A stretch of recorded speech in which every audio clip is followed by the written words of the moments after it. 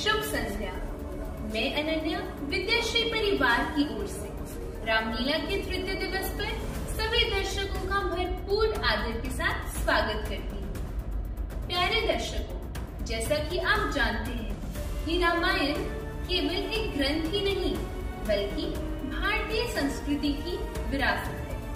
भारतवर्ष की एकता एवं अखंडता का प्रतीक है। भगवान राम आदर्श व्यक्तित्व के प्रतीक है। परिदृश्य अतीत का हो या वर्तमान का, जनमानस ने राम के आदर्शों को खूब समझा और उसी के पश्चात यह ज्ञात हुआ कि राम का संपूर्ण जीवन आदर्शों एवं संघर्षों से भरपूर है। असीम ताकत अहंकार को जन्म देती है, परंतु अपार शक्ति के बावजूद राम संयमी है। राम एक आदर्श पुत्र, भाई, पति एवं राजा है। रामलीला राम के जीवन पर आधारित है और राम की उसी आदर्शवादी जीवन एवं आदर्शों से सरोबार हमारा अगला दृश्य आप सभी के सामने प्रस्तुत है।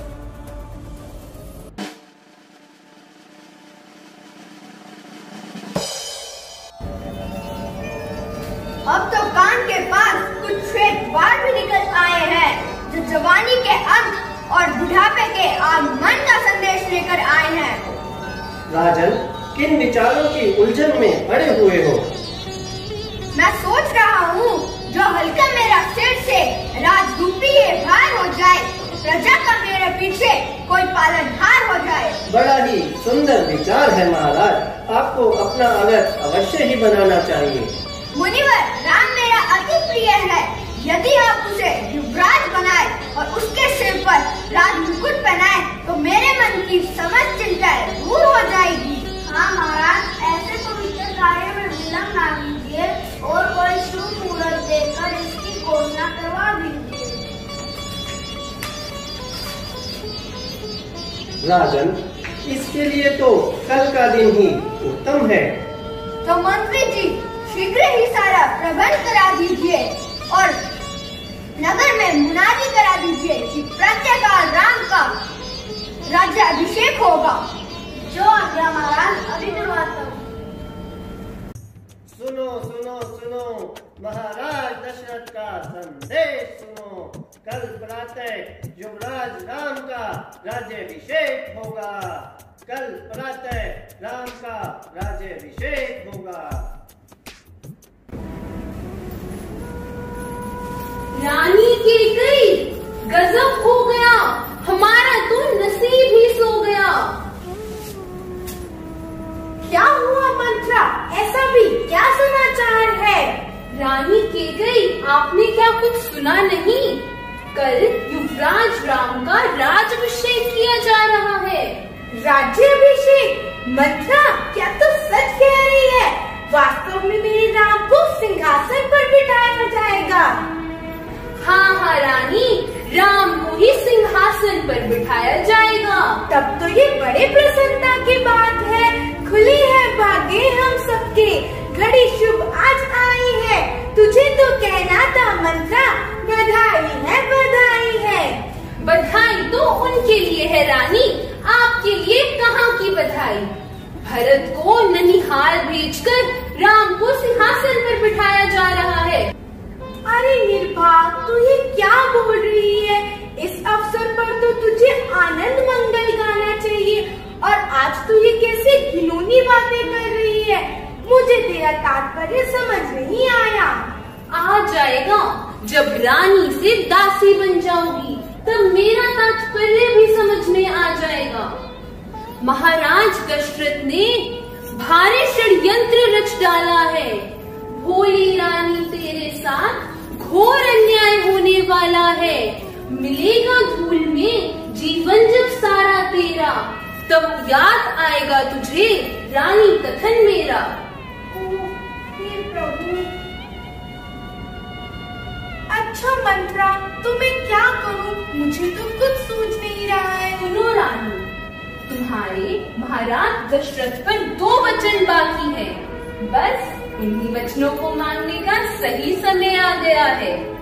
पहले वचन में राम के बदले भरत को राज तिलक और दूसरे वचन में राम को 14 वर्ष का वनवास, ताकि हमारा भरत करे अवध पर राज।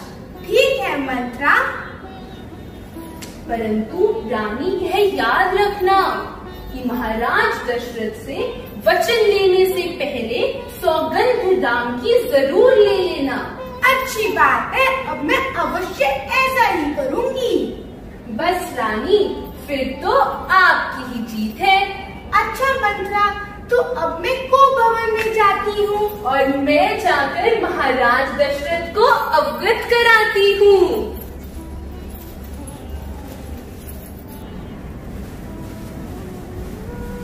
प्यारी, ऐसी दिशा क्यों बनाई है? बताओ, इस शोकजनक अवस्था का कारण बताओ। क्या तुम्हें याद नहीं, प्रातःकाल राम का राज्य अभिषेक होगा। ऐसे शुभ अवसर पर ऐसी दिशा क्यों बनाई है? मैं कौन तुम्हारी होती हूँ? क्यों मुझे सताने आए हो? मन में स्वार्थ रखते हो और अपनी बातों से मुझे रिझाने आए हो।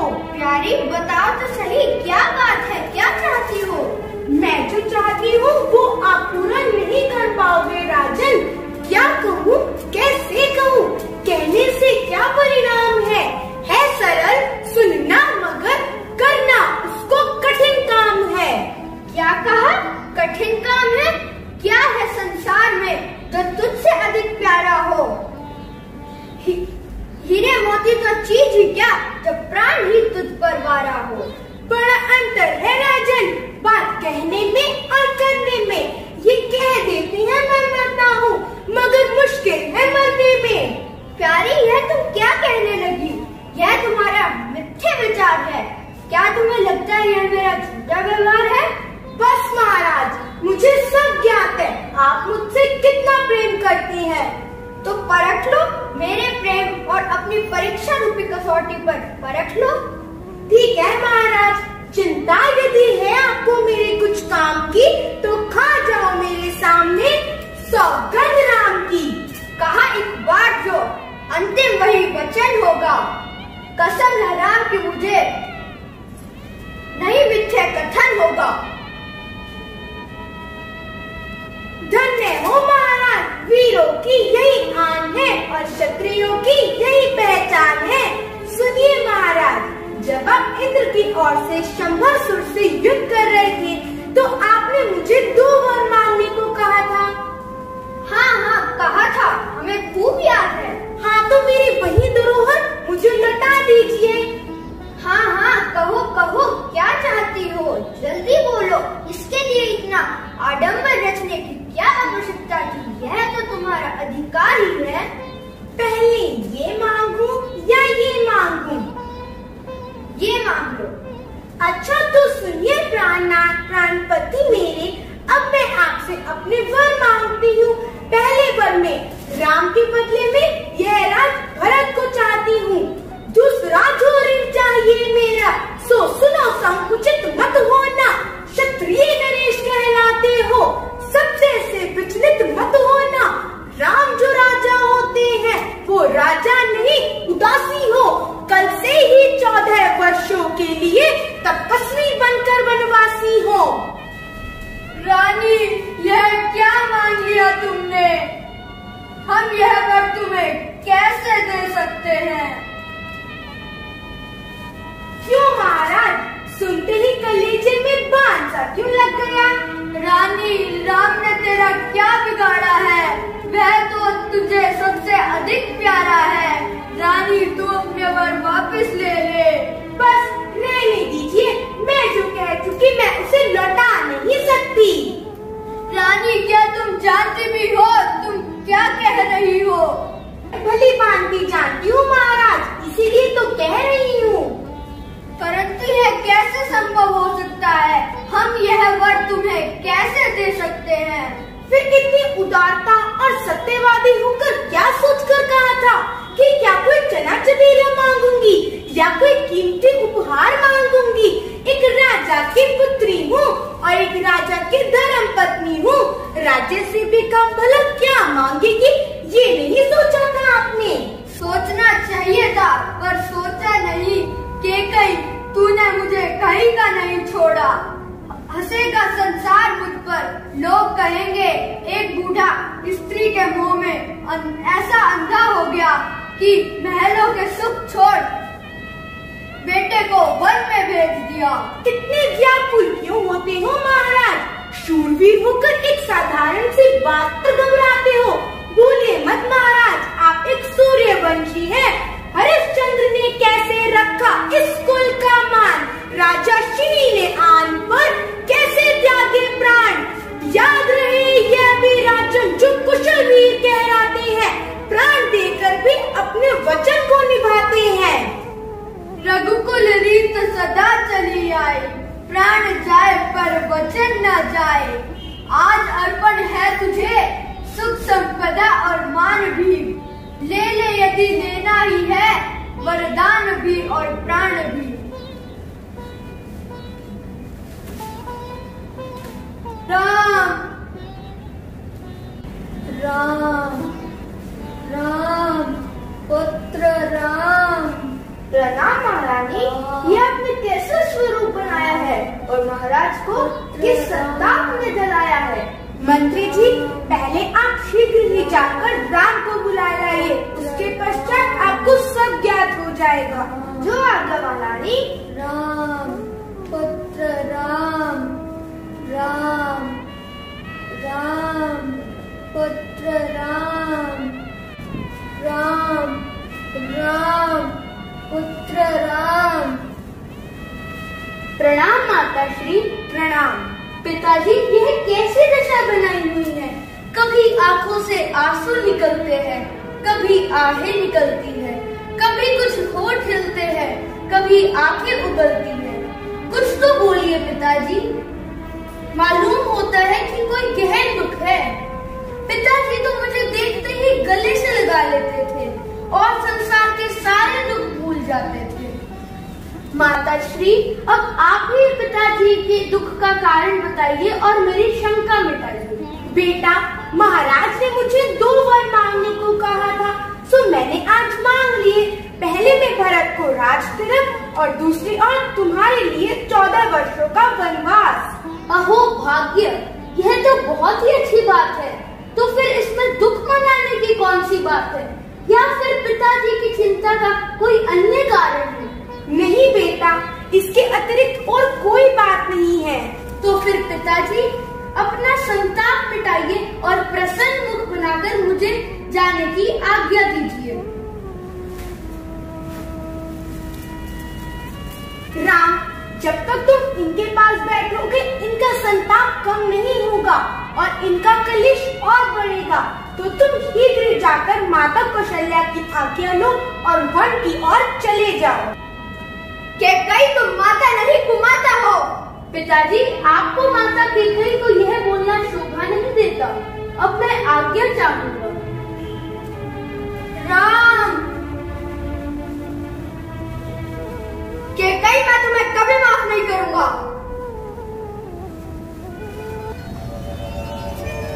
प्रणाम माता श्री। चिरंजीवी रहो पुत्र। कितना खुशी का समय है कि कल तुम्हारा राज तिलक होगा। मेरा हृदय तो खुशी से फूला नहीं समा रहा। हाँ माता श्री, परंतु पिताजी की आज्ञा अनुसार मेरा राज तिलक नहीं वनगमन है। ये क्या कह रहे हो बेटा? वनगमन? ये कैसी बात सुनाई? इसने तो मेरी सुध बुध ही बिसराई। हाँ माता श्री। राज के बदले माता मुझको हो गया हुक्म फकीरी का। 14 साल रहूं मैं वन में, हुक्म नहीं घर आने का। 14 साल रहूं मैं वन में, हुक्म नहीं घर आने का। बैठी थी मैं खुशी खुशी, बातों का कोई गुमान नहीं।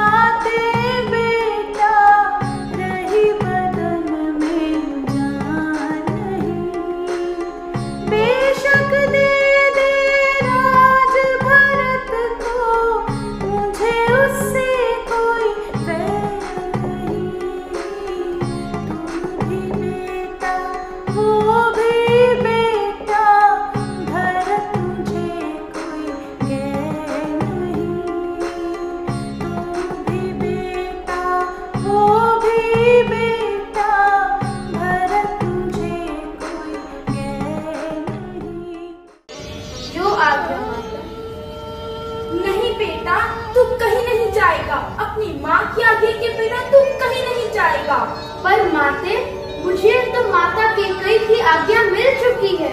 माता कैकेयी की ऐसी क्या बात हुई जिसके कारण माता कैकेयी ने तुझे ये आज्ञा दी? सुना है कभी पिताजी ने माता कैकेयी को 2 वरदान दिए थे, तो आज माता कैकेयी ने वो मांग लिए।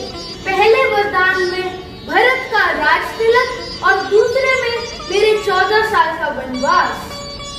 अफसोस, मुझे इस बात का मालूम नहीं था कि एक दिन ऐसा भी संकट आएगा।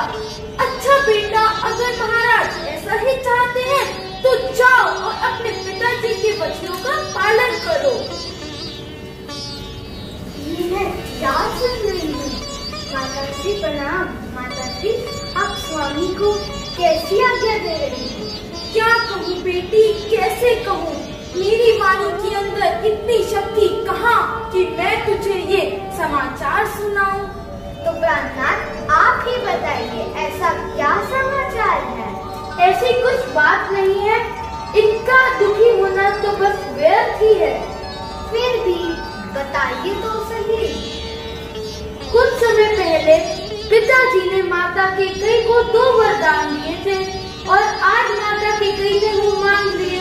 एक में भरत का राज तिलक और दूसरे में मेरा 14 वर्ष का वनवास। बस इतनी सी बात है। पिता आज्ञा से मुझको वन में जाना जरूरी है। जुबान से जो कहा उसे निभाना भी जरूरी है। जुबान से जो कहा उसका निभाना जरूरी है, परंतु साथ में इस दासी का जाना भी जरूरी है। मैं भी आपके साथ चलूंगी नाथ। नहीं, तुम वहाँ पर कैसे जाओगी? तुम वन में कैसे रह पाओगी? परंतु स्वामी, मैं भी आपके संग ही चलूंगी। जिस प्रकार जीव के बिना शरीर और जल के बिना सागर शोभाहीन होता है, उसी प्रकार पति के बिना स्त्री का जीवन दुखी और मलिन होता है। यदि मैं आपके चरणों से दूर हो जाऊंगी तो बहुत दुख पाऊंगी। छोड़ के जाना हमको संपदा सारी, वन के रहने में प्यारी, जीवन है भारी। स्वामी, यदि आपको यह विश्वास है कि 14 वर्षों के पश्चात आप मुझे जीवित पाएंगे तो अवश्य छोड़ जाइए, नहीं तो अपने साथ ले चलिए। बेटा, ये कदापि नहीं मानेगी। जानकी तो अपने पति धर्म का अवश्य पालन करेगी, इसलिए इसे साथ ले जाना ही उचित होगा। जैसी तुम्हारी इच्छा सीते। भ्राताश्री, भ्राताश्री, ये मैं क्या सुन रहा हूँ? कल आपको राज तिलक नहीं बल्कि वन गमन करना है। हाँ लक्ष्मण, और मेरे साथ जानकी भी चल रही है। और ये सेवक? लक्ष्मण, तुम तो अभी बालक हो, जंगल में कैसे रह पाओगे? राजभवन को छोड़कर बहुत दुख पाओगे। मेरी मानो और तुम यहाँ रहकर माता पिता की सेवा करो। भैया, आपका उपदेश बड़ा हितकारी है, किंतु आपके बिना लक्ष्मण का अयोध्या में रहना बहुत भारी है। हे नाथ, मेरे तो माता पिता, बंधु सखा और रक्षक सब आप हैं। छोड़कर मुझको यदि भगवान वन को जाएंगे, मैं अयोध्या में रहूंगा, पर मेरे प्राण वन को जाएंगे। बेटा राम, बेटा राम, लक्ष्मण तुम्हारा साथ कदापि नहीं छोड़ेगा, इसीलिए इसे साथ ले जाने में ही भलाई है। माताश्री, यदि आपकी भी यही इच्छा है तो मुझे स्वीकार है। माताश्री, लक्ष्मण चरणों में सिर झुकाता है और वन जाने की आज्ञा चाहता है। हाँ पुत्र, अवश्य जाओ। राम और जानकी की तन मन से सेवा करना। वही नगर और घर तेरा, वही जानकी राम है। यही भ्राता, माता और गुरु तेरे, और यही चारों धाम है। माताश्री, आपके वचन सदा प्राणों के साथ रहेंगे। माताश्री, अब आज्ञा दीजिए।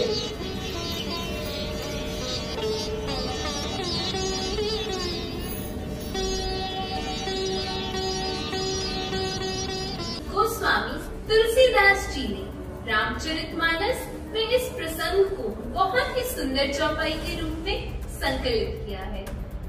नाम मंथरा मंतमती चेरी केकई केरी अजस पिटारी ताही करी गई गिरामती फेरी। अर्थात मंथरा को अपयश की पिटारी बनाकर सरस्वती जी उनकी बुद्धि हर कर ले गई थी। प्यारे दर्शक, ऐसे मंथरा रूपी व्यक्तित्व आज भी हमें अपने समाज में वे आसपास देखने को मिल जाते हैं, परंतु हमें अपने विवेक से कार्य लेकर ऐसे मंथरा रूपी व्यक्तित्व को अपने परिवार से दूर रखना चाहिए।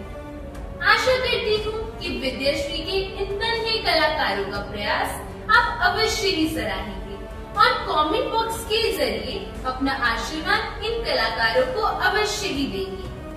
इसी के साथ मैं अपनी वाणी को विराम देती हूँ और कल सभी से रामलीला के चतुर्थ दिवस के साथ यही मुलाकात करती हूँ।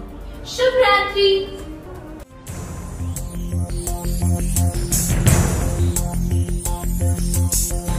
स्मरामि रघुनाथ मुखारविन्दम् मन्दस्मितं मधुरभाषी विशालफालम्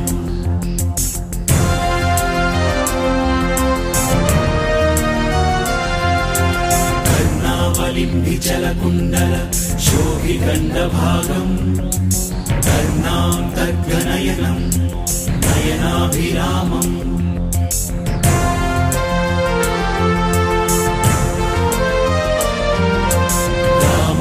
रामभद्राय रामचन्द्राय वेधसे रघुनाथाय नाथाय सीताय पतये नमः।